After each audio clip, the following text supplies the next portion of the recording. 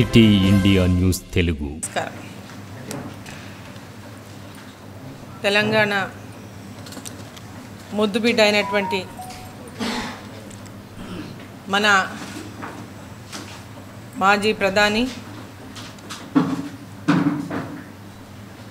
PV Narasimha Rao గారికి అత్యున్నత పౌర పురస్కారం దక్కడం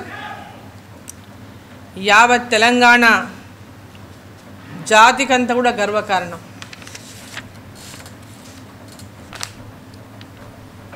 మాజీ ప్రధానమంత్రిగా, కేంద్ర మంత్రిగా, ఈ రాష్ట్రానికి ముఖ్యమంత్రిగా అనేక సేవలు అందించినటువంటి పివి నరసింహారావు గారు తెలంగాణ బిడ్డ. ఈరోజు భారతరత్న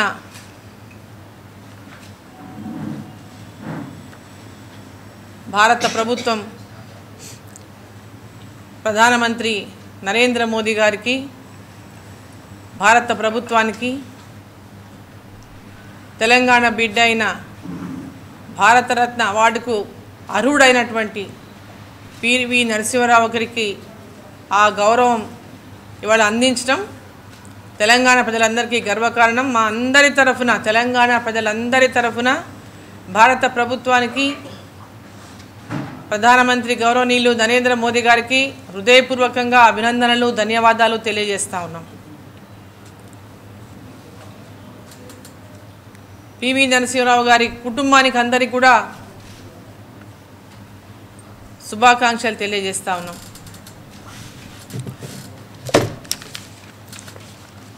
మనకందరికీ తెలుసు పివి నరసింహారావు గారు 91 నుంచి 96 వరకు ఈ దేశానికి ప్రధానిగా ఉన్నారు. వారు ప్రధానిగా ఉన్న సందర్భంగా అనేక సంస్కరణలు, ఆర్థిక సంస్కరణలు, ఆ రోజు ఆర్థికంగా తీవ్రమైనటువంటి పరిస్థితిలో ఉన్నటువంటి భారతదేశానికి ఆర్థిక సంస్కరణల ద్వారా భారతదేశాన్ని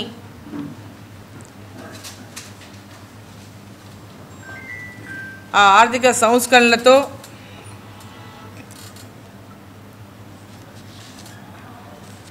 మరి పివి నరసింహారావు గారు ఒక దశ ఈ భారతదేశానికి అందించారు. ఆర్థిక ప్రగతి కోసం లిబరలైజేషన్, ప్రైవేటైజేషన్, గ్లోబలైజేషన్ అనే నినాదంతో ఆ రోజు ముందుకు తీసుకెళ్లినారు ఈ దేశాన్ని ప్రధానమంత్రి గారు, ఆనాటి ప్రధానమంత్రి పివి నరసింహారావు గారు. ఆర్థిక సంస్కరణలకు శ్రీకారం చుట్టి లైసెన్స్ రాజులను నిర్మూలన చేసి విదేశీ పెట్టుబడులను ఆహ్వానించినటువంటి సందర్భం, మార్కెట్ ఆధారిత ఆర్థిక వ్యవస్థ వంటి కీలక నిర్ణయాలు కూడా రోజు ఆయన తీసుకోవడం సందర్భాన్ని మనమందరం ఒకసారి గుర్తు చేసుకోవాల్సినటువంటి అవసరం ఉంది. పివి నరసింహారావు గారు తన సొంత పార్టీలోనే అనేక విమర్శలను ఎదుర్కొన్నప్పటికీ గందరగోళ కాలంలో దేశం యొక్క దీర్ఘకాలిక ప్రయోజనాల కోసం ప్రజా వ్యతిరేక నిర్ణయాలు తీసుకోవాలనేటటువంటి ఆయన సుముఖత ఆయనకు రాజకీయ శ్రేణుల్లో పెద్ద ఎత్తున గౌరవాన్ని తెచ్చిపెట్టింది.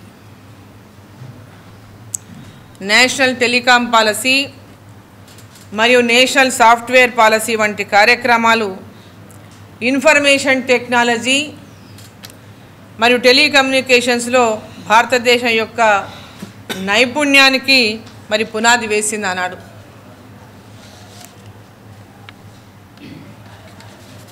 బహుభాషా కోవిదుడిగా, ఒక కవిగా, పండితుడిగా, రాజకీయ చాణుక్యుడిగా వారు గుర్తింపు పొందినరు.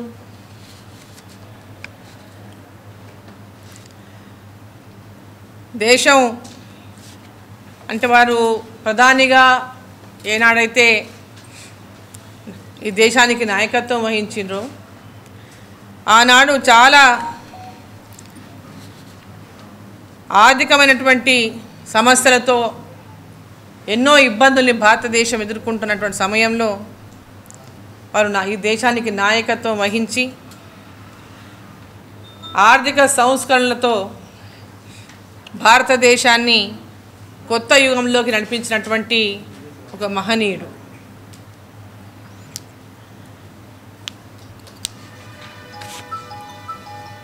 కాంగ్రెస్ పార్టీలో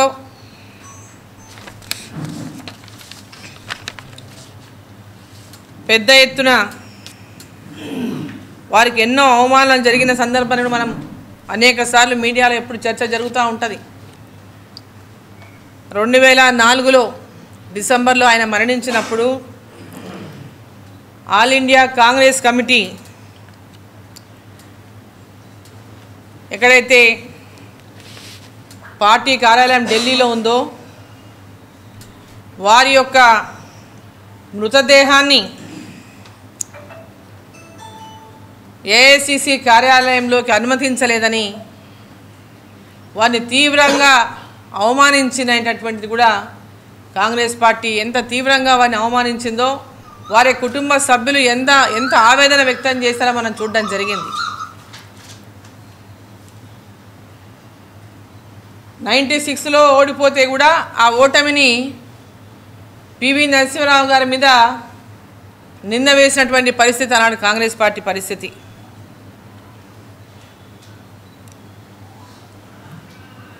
రెండు 2004 నుంచి 2014 వరకు అధికారంలో ఉన్నటువంటి యూపీఏ ప్రభుత్వం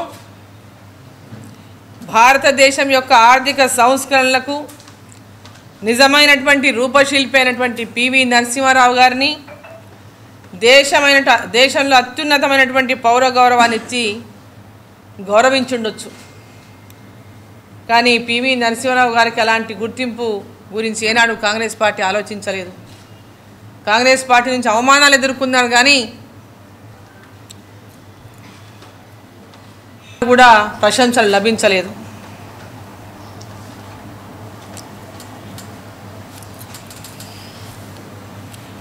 మరి ఈరోజు ఒక గొప్ప ఆర్థిక సంస్కరణలకర్త,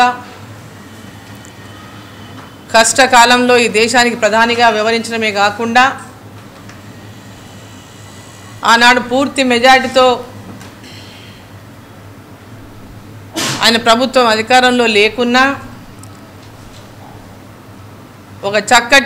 తన చక్కటి నైపుణ్యంతో 5 సంవత్సరాలు ప్రభుత్వాన్ని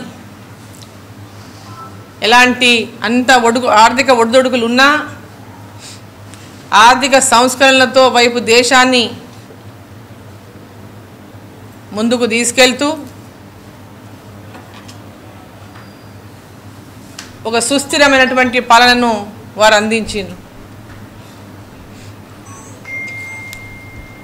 ఈరోజు కాంగ్రెస్ పార్టీకి చెందినటువంటి ప్రధానమంత్రి పివి నరసింహారావు గారు అయినప్పటికీ వారు ఈ దేశానికి చేసినటువంటి సేవ, ప్రధానమంత్రిగా బహుభాషా కోవిదుడిగా, కవిగా, పండితుడిగా, అపర చాణుక్యుడిగా పిలువబడేటటువంటి పివి నరసింహారావు గారిని ఈరోజు భారత ప్రభుత్వం, నరేంద్ర మోదీ గారి ప్రభుత్వం ఈరోజు పార్టీలకు అతీతంగా వారికి యొక్క అత్యున్నతమైనటువంటి భారతరత్న అవార్డును ప్రకటించడము, వారికి అందించడము అంటే తెలంగాణ ప్రజలందరూ కూడా ఈరోజు గర్వించదగినటువంటి రోజని చెప్పి ఈ సందర్భంగా నేను తెలియజేస్తా ఉన్నా.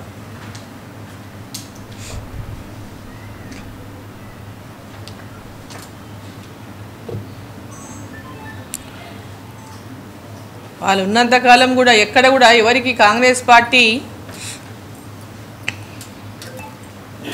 పివి నరసింహారావు గారికి ఏ రోజు కూడా ఆ ప్రశంసలను ఇవ్వలేదు. వారు ఎంత పెద్ద ఎత్తున కాంగ్రెస్ పార్టీకి కానీ, దేశానికి కానీ, అప్పుడున్న ప్రభుత్వానికి కానీ వారు అందించినటువంటి సేవలను గుర్తించి కూడా వారు గౌరవింపబడకుండా అవమానింపబడ్డారంటేనే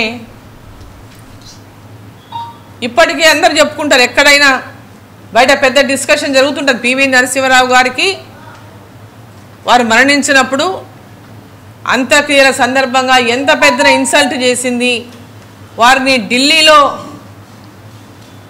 ఉంచకుండా ఎంబడే తెలంగాణకు పంపించేసినటువంటి విషయాన్ని కూడా, అంటే ప్రధానమంత్రులకు అందరికీ కూడా ఢిల్లీలోనే ఉంచి వారిని అందరినీ కూడా అక్కడనే ఘాట్, ప్రతి ప్రధానమంత్రికి వారి యొక్క ఘాట్స్ ఢిల్లీలో ఉంటే పివి నరసింహారావుని అప్పటికప్పుడు వారిని ఏఐసిసి కార్యాలయంలో కూడా మృతదేహాన్ని అనుమతించకుండా హైదరాబాద్ పంపించిందంటేనే ఎంత పెద్ద అవమానం జరిగిందో,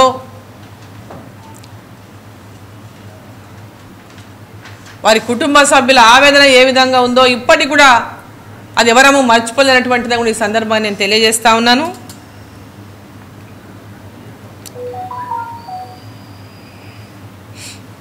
వారికి ఉన్న ప్రతిభ కూడా అవమానించబడింది అనేటటువంటిది మనం అందరం కూడా ఒకసారి గుర్తుంచుకొని ఈరోజు మరి వారికి అత్యున్నత గౌరవాన్ని భారత ప్రభుత్వం అందించడం, నరేంద్ర మోదీ గారి ప్రభుత్వం అందించడం తెలంగాణ ప్రజలందరూ కూడా, భారతీయులందరూ కూడా హర్షించదగ్గటువంటి విషయం. తెలంగాణ బిడ్డలంతా కూడా గర్వపడాల్సినటువంటి విషయం అని చెప్పి సందర్భంగా నేను తెలియజేస్తా ఉన్నాను. మా అందరి తరఫున, తెలంగాణ ప్రజలందరి తరఫున భారత ప్రభుత్వానికి, నరేంద్ర మోదీ గారికి, ప్రధాని నరేంద్ర మోదీ గారికి మా అందరి తరఫున ధన్యవాదాలు తెలియజేస్తా ఉన్నాం.